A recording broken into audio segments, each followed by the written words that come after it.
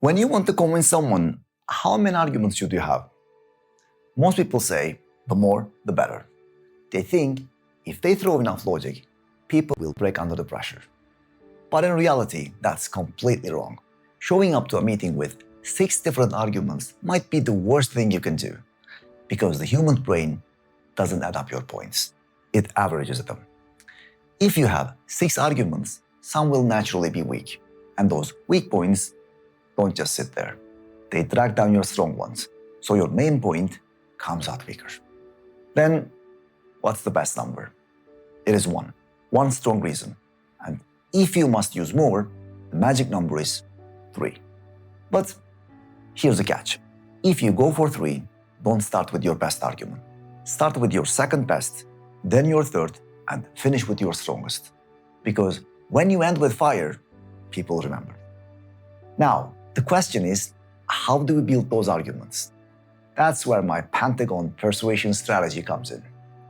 Think of the Pentagon as an architectural blueprint. Just like a skyscraper needs a steel frame to withstand the wind, your argument needs a structure that cannot be knocked down. It's simple. 5 sides, 5 steps. Each side is 1 move.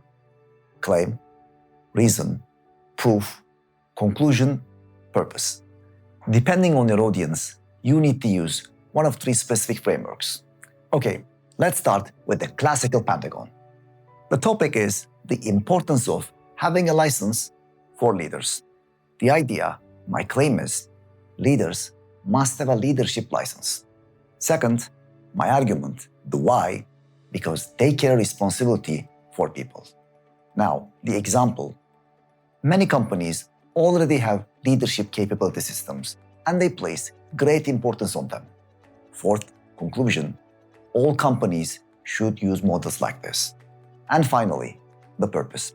This way, employees don't feel under pressure, they feel supported, become happier, and feel inspired by their leaders. Now, the second one, the Counterargument Pentagon, the defensive version.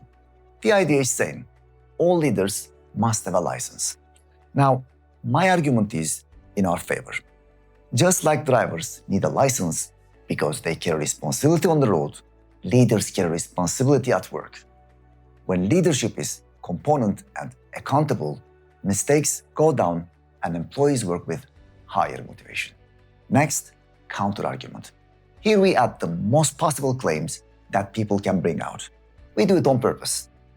But requiring a license creates bureaucracy. And you're absolutely right. I also say this intentionally with a little compliment. Now, my response? I agree. It can add administrative load, but people need protection from unqualified leaders. A license is preparation. It helps ensure leaders are truly professional and ready for the role. Fourth, conclusion. It's a small effort with high impact payoff. Fifth, purpose.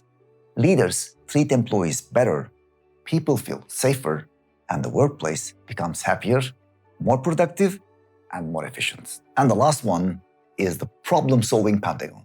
Here we start with the problem.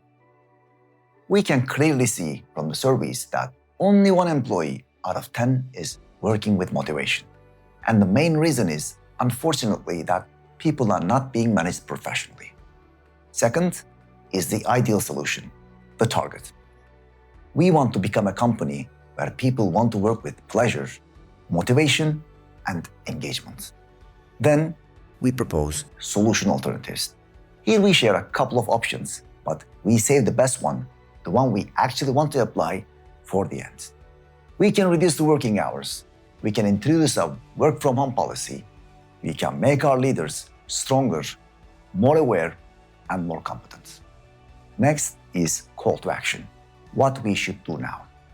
We know from the research that the closer employees are to their leaders, the more motivated they feel. That means motivation is mainly a leadership issue. So if leaders get better, the team gets better. Now, the real solution, final action. We must make the leadership license model mandatory for our leaders. In conclusion, if you're asking which one to master first, master the Counterargument Pentagon. In real life, people are rarely perfectly reasonable. They're usually stressed biased, or distracted. Being able to address the elephant in the room is a superpower that separates the elite communicators from everyone else. It builds a level of trust that logic can never reach.